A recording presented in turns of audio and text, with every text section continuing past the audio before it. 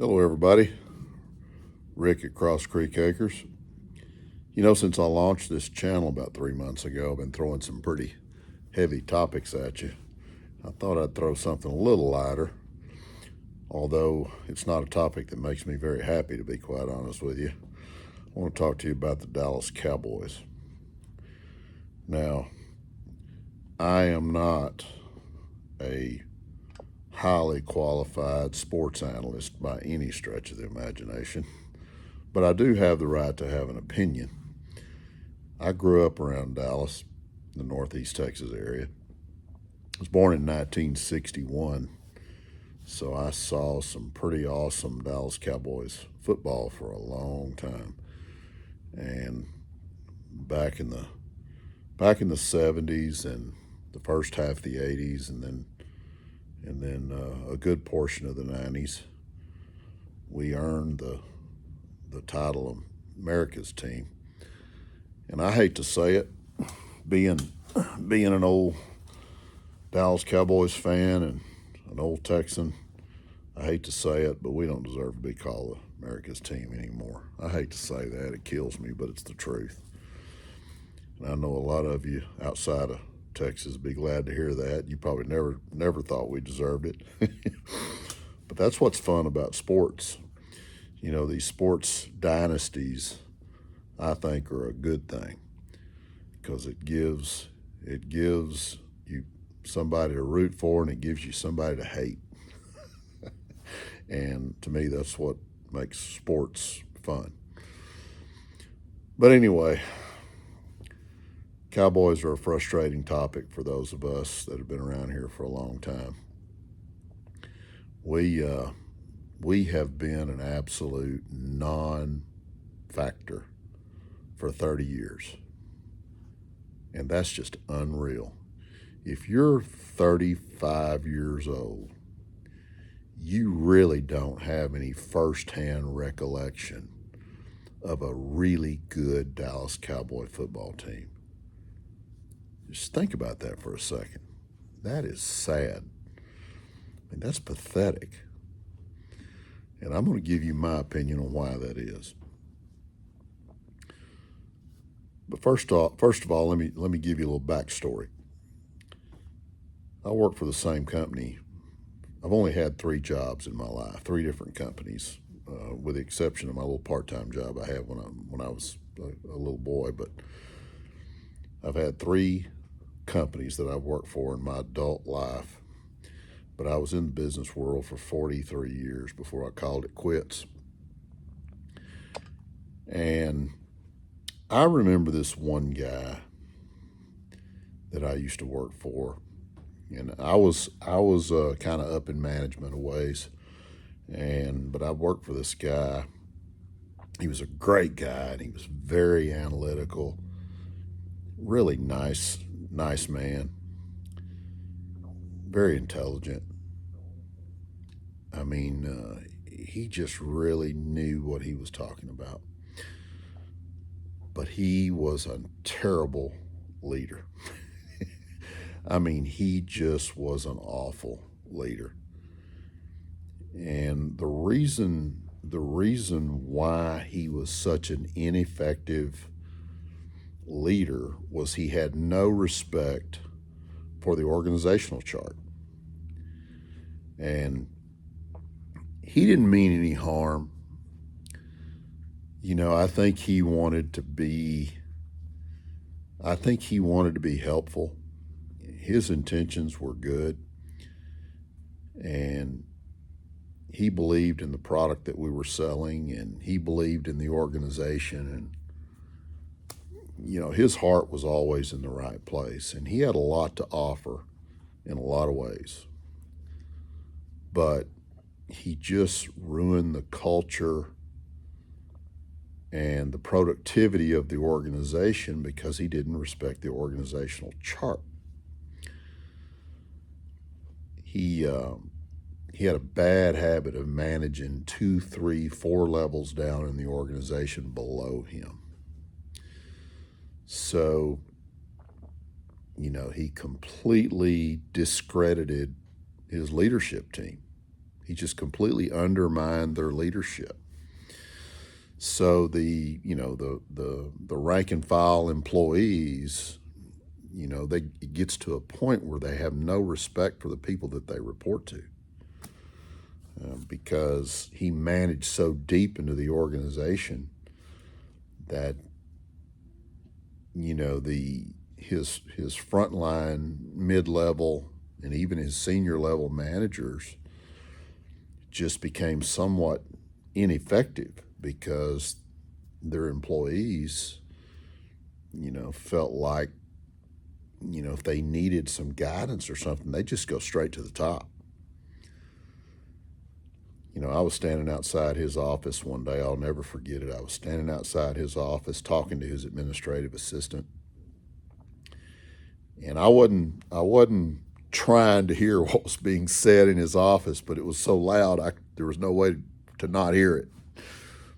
And I began to realize that he was talking to a frontline employee, an entry-level employee of ours. And this was a terrible employee. I mean, we had been working with this person, doing everything we could to educate them on how to do his job better and how to become a more effective employee, and giving this person all kinds of training and all that. But this was just a terrible, terrible employee, to be honest with you. And he was sitting in there with this senior level manager, the highest ranking manager in the facility. And I could hear my boss telling this person what a great, wonderful future he had with the company and how great he was and all that. He didn't even know him. And I could hear him sitting in there telling this employee how great he was. And this was actually an employee that we had got to the point where we were ready to give up on this employee and terminate him. That's how bad he was. And when I think about Jerry Jones, I think about this old senior manager that I'm talking about that I used to work under. Jerry Jones wants so bad to be a X's and O's guy, and he's just not. He's just not. He is a wonderful businessman. He's a wonderful marketer. The Dallas Cowboys have been awful now for 30 years. And they are the most valuable sports brand in the world. So Jerry Jones is an amazing businessman, and he's amazing at marketing the team. And nobody loves the Dallas Cowboys more than Jerry. But he has created, in my opinion, a terrible, terrible culture within that organization where he undermines the leadership and the effectiveness of his coaching staff. And this is extremely apparent when you live around DFW and you listen to Jerry in the media. Jerry does a radio show every week here in Dallas. And when you listen to that interview every week, it does not at all, it don't at all sound like they're interviewing the general manager and owner of the Dallas Cowboys. It sounds like they're interviewing the coach. And he does a pre-game radio interview every single week. And it sounds like they're interviewing the coach. It don't sound like they're interviewing the owner or the general manager. When I think back to the old Tom Landry days, I know a bunch of you are not going to remember this because you're not old enough. But back in the old Tom Landry days, the general manager was Texan, and Tex did a lot of media stuff.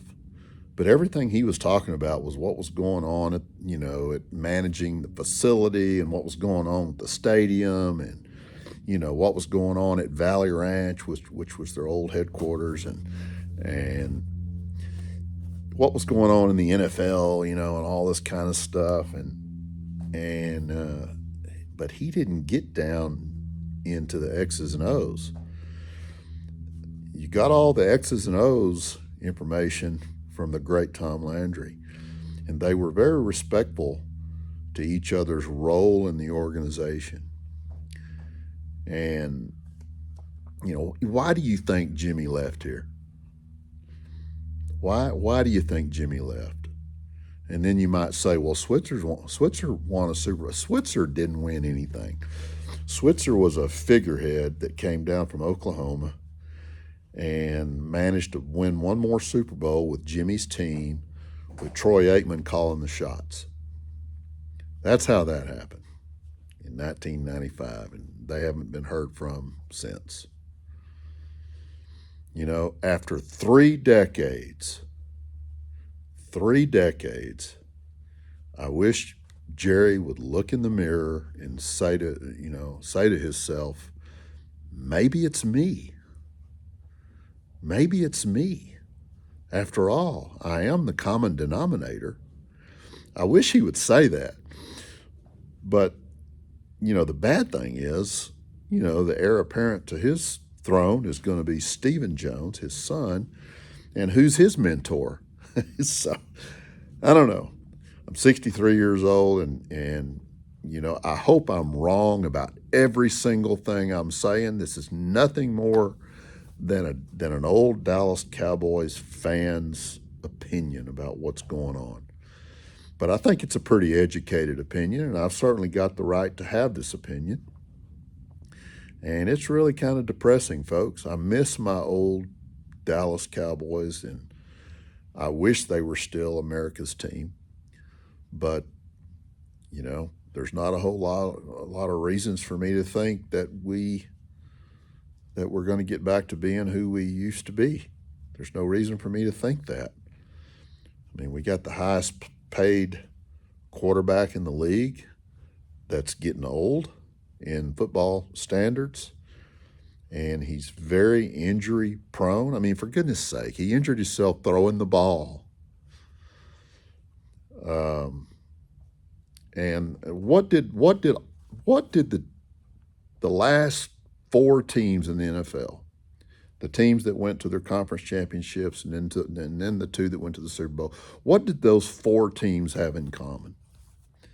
They all had very mobile quarterbacks, and they all had organizations where everybody in the organization and the managerial part of the organization, the leadership, respected each of their roles within the organization. So, I don't know. Feels like we got nothing to look forward to around here.